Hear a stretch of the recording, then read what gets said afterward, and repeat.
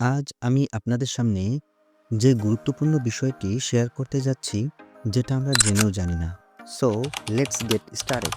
জীবন হলো একটি জার্নি যা আপনার জন্য নিয়ে আসে নতুন নতুন অপরচুনিটি। আবার কখনো কখনো আমরা বিভিন্ন চ্যালেঞ্জ এর মুখোমুখি হই। কিন্তু মনে রাখবেন, এই চ্যালেঞ্জগুলো আমাদের শক্তিশালী করে তোলে।